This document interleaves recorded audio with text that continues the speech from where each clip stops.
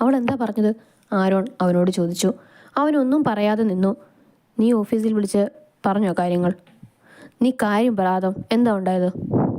അവൾക്ക് നിന്നെ മനസ്സിലായില്ല അല്ലേ? അവൻ ഒന്നും മൂളി. അത് വിടടാ, അവൾക്കറിയില്ലല്ലോ, നമുക്ക് പറഞ്ഞു മനസ്സിലാക്കാം. തൽക്കാലം അവളിപ്പോൾ അറിയണ്ട.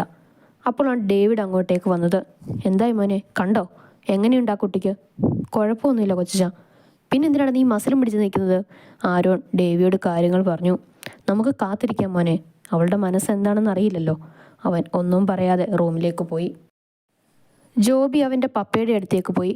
പപ്പ, ഏത് അതുവിൻ്റെ കാര്യമാണ് പറഞ്ഞത്? നിന്റെ അളിയൻ്റെ. അവൻ മരിച്ചിട്ടില്ല.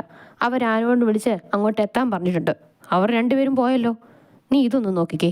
അവരുടെ കാർ അവന് കാണിച്ചു കൊടുത്തു. ഇനി പറ. അത് കണ്ടതും അവൻ്റെ മുഖത്ത് പുഞ്ചിരി വിരിഞ്ഞു, ഒപ്പം ദേഷ്യവും. ആദം, നീ അവസാനിച്ചു. നിന്റെ സാമ്രാജ്യമിനി എനിക്ക് സ്വന്തം. അതും പറഞ്ഞ് ജോബി പൊട്ടിച്ചിരിച്ചു. മതിയടാ, അവൻ്റെ എല്ലാം നിനക്ക് തന്നെയാ സ്വന്തം. ഇവ അവളുടെ കാര്യം ആലോചിക്കുമ്പോഴാണ് ആദമിനെ അവൾക്ക് സ്വന്തമാക്കണമെന്നുണ്ടായിരുന്നു. അതിന് വിധിയില്ലാതായി. സാരമില്ല. അത് കേട്ടുകൊണ്ടാണ് ഇവയെ അവിടേക്ക് വന്നത്. അവളെ കണ്ടതും ജോബിയുടെയും പപ്പയുടെയും മുഖത്ത് പരിഭ്രമം നിറഞ്ഞു. ചേട്ടായി എപ്പോൾ വന്നു? ഞാൻ കുറച്ച് നേരമായി. നീ എവിടെ പോയി? ഞാൻ കോളേജിൽ പോയതല്ലേ, ചേട്ടായി മറന്നോ? ആ, ഞാൻ മറന്നു. ഞാൻ പോവാണ്. അതും പറഞ്ഞ് ജോബിൻ അവിടെ നിന്നും പോയി. എടാ സണ്ണി, എനിക്ക് പേടിയാവുന്നുണ്ട്. ആദം, അവൻ അങ്ങനെയൊന്നും മരിക്കില്ല.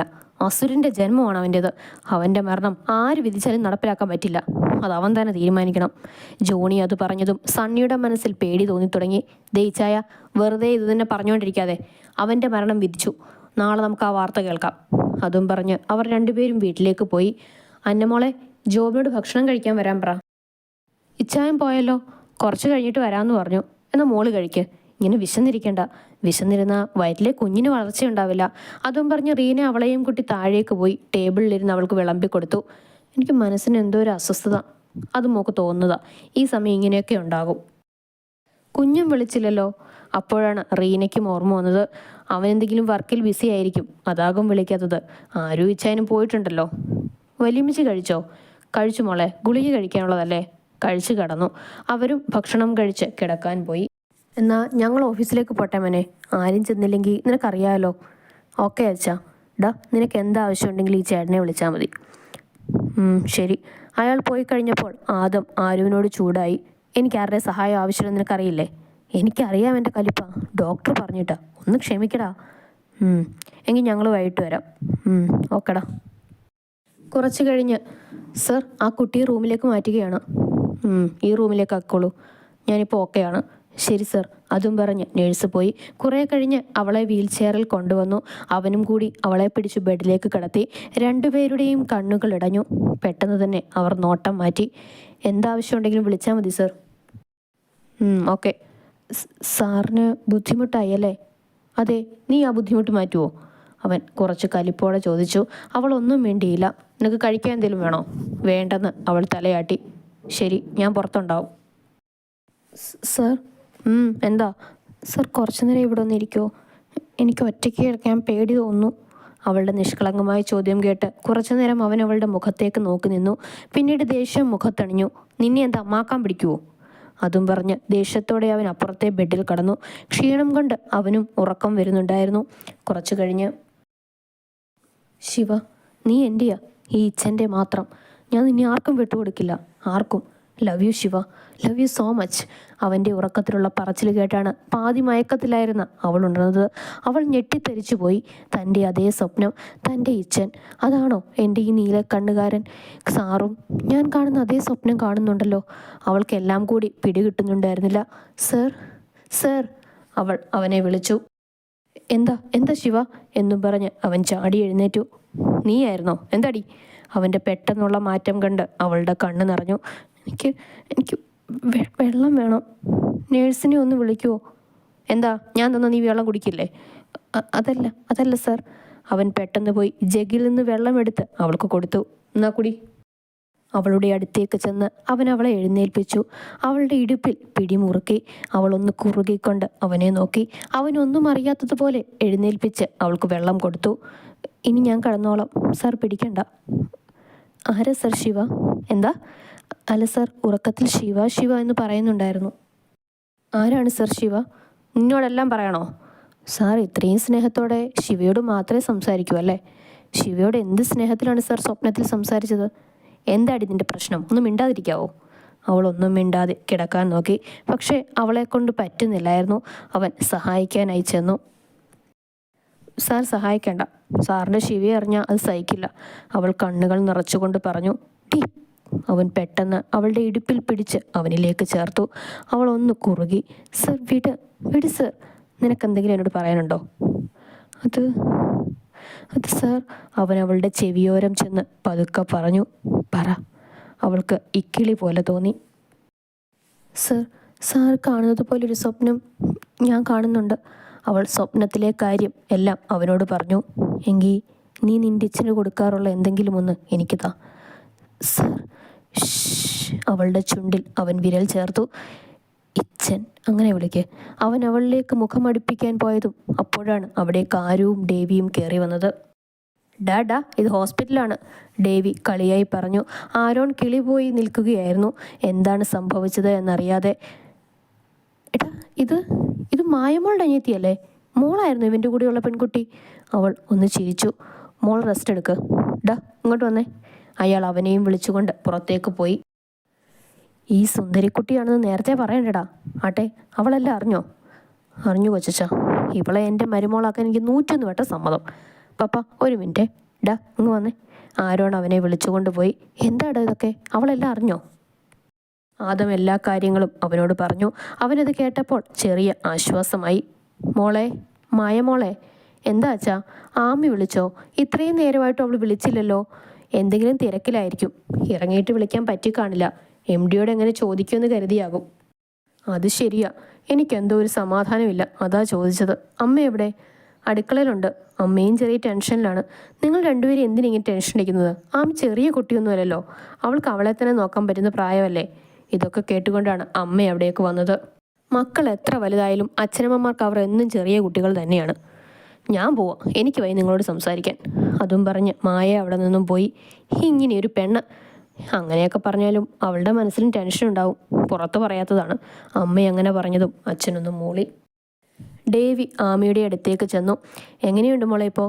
കുഴപ്പമില്ല അങ്കിൾ. എനിക്ക് വീട്ടിലേക്കൊന്ന് വിളിക്കണമായിരുന്നു. അവരൊക്കെ വിഷമിച്ചിരിക്കുകയാവും. അത്രയേ ഉള്ളോ? മോൾ ഇതിൽ നിന്നും വിളിച്ചോ? അവൾക്ക് അയാൾ ഫോൺ കൊടുത്തു.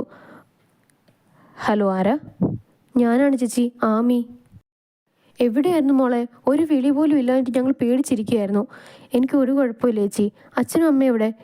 അവൾ അവർക്ക് ഫോൺ കൊടുത്ത് കുറേ നേരം സംസാരിച്ചു. എന്നാൽ വെക്കട്ടെ അമ്മേ. ആ ശരി മോളെ.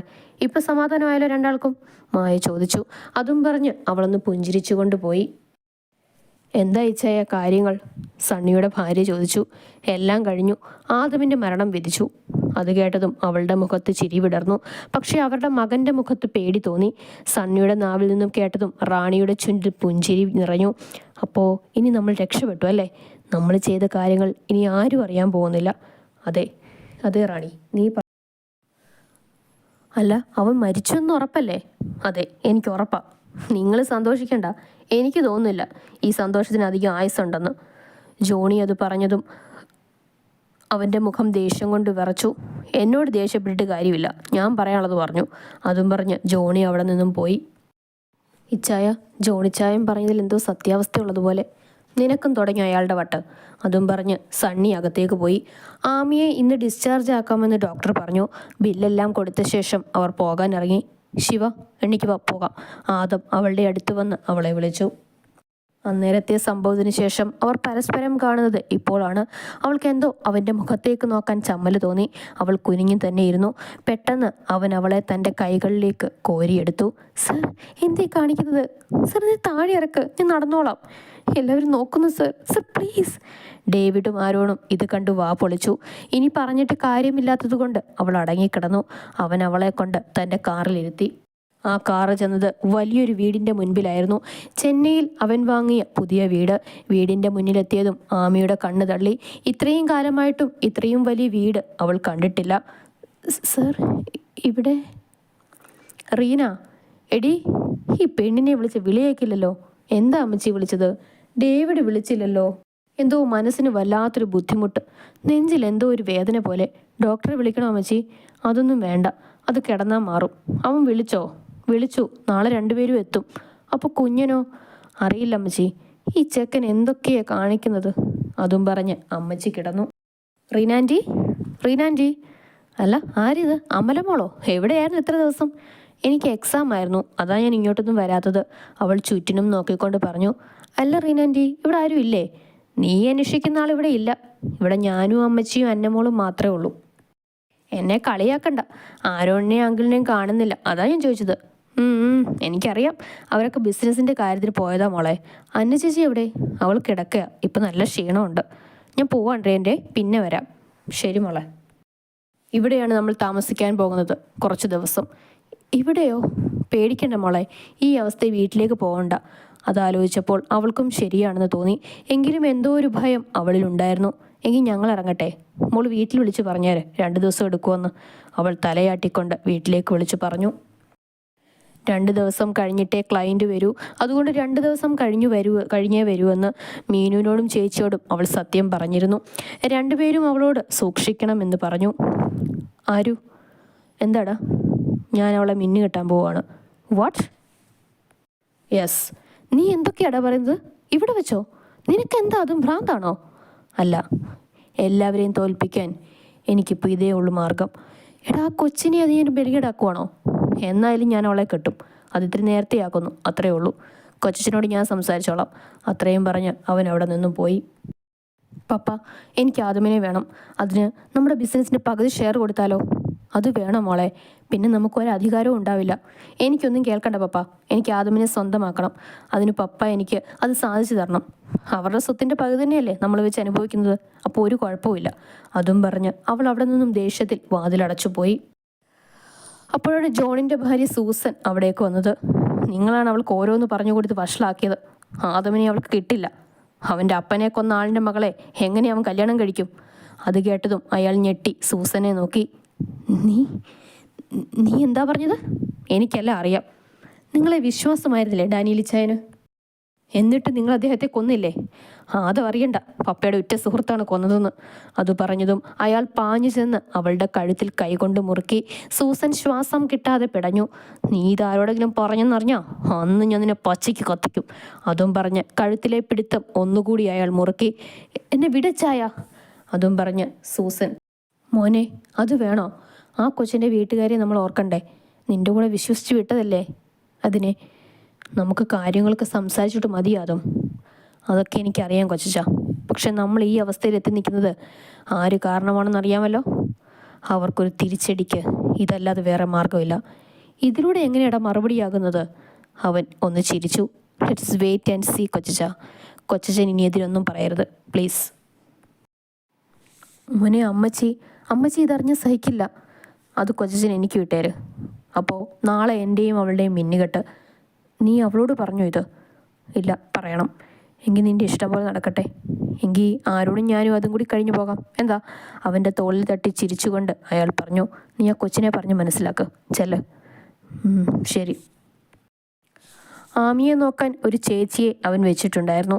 അവർ അവൾക്ക് മരുന്നും കാര്യങ്ങളുമൊക്കെ എടുത്തു കൊടുത്തു കൊണ്ടിരുന്നപ്പോഴാണ് ആദം അങ്ങോട്ടേക്ക് ചെല്ലുന്നത്. അവനെ കണ്ടപ്പോൾ അവർ മുറിവിട്ടു പോയി. അവൻ അവളുടെ അടുത്ത് മുട്ടുകുത്തിയിരുന്നു. എൻ്റെ ശിവയ്ക്ക് സൗന്ദര്യം ഇത്തിരി കൂടിയിട്ടുണ്ടല്ലോ. എന്താണ് കാര്യം സർ? അവൻ പെട്ടെന്ന് അവൻ്റെ ചൂണ്ടുവേൽ കൊണ്ട് അവളുടെ ചുണ്ട് പൊത്തി.